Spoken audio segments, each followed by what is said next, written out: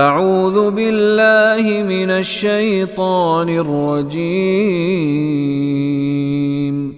بسم اللہ الرحمن الرحیم فمن افترى على الله الكذب من بعد ذلك فأولئك هم الظالمون فمن افترى على الله كذب.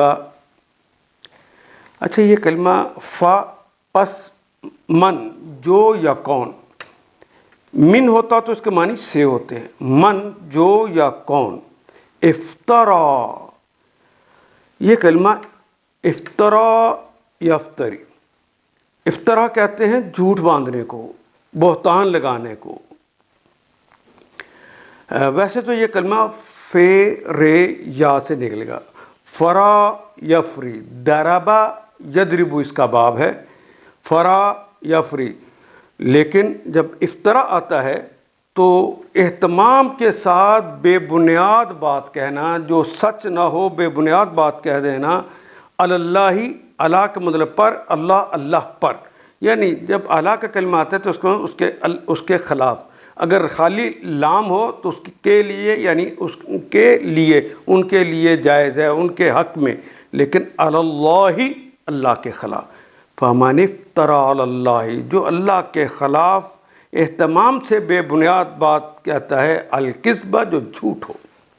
من بعد ذالک، من سے بعد. من بھی ہماری زبان میں استعمال ہوتا ہے، کذب بھی استعمال ہوتا ہے، اللہ بھی، علا بھی، اور یہ کلمہ بعد بھی. من بعد اس کے بعد. ذالک، ذالک اس میں اشارہ ہے بعید کے لیے.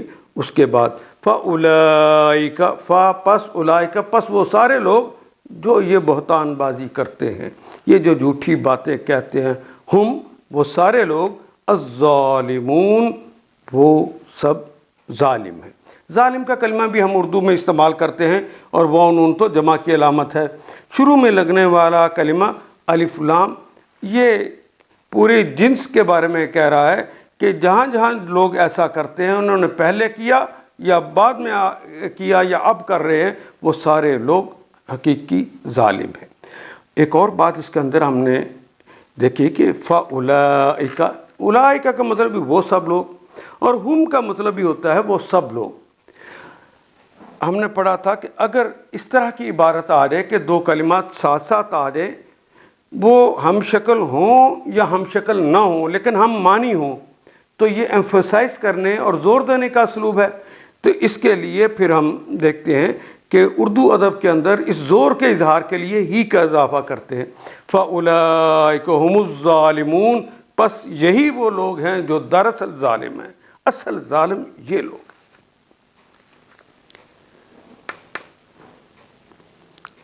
کھانے کی یہ ساری چیزیں جو شریعت محمدی صلی اللہ علیہ وسلم میں حلال ہیں، بنی اسرائیل کے لیے بھی حلال تھیں.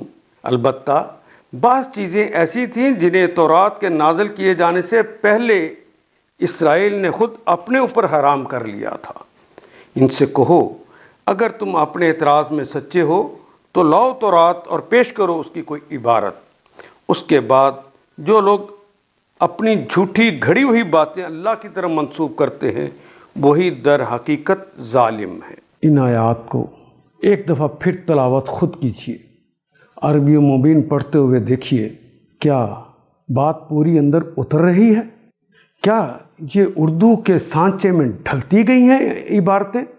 اگر بات سمجھ آنی شروع ہوگی تو الحمدللہ یہی ہمارا ہدف ہے، اور یہ ہدف پورا ہو گیا.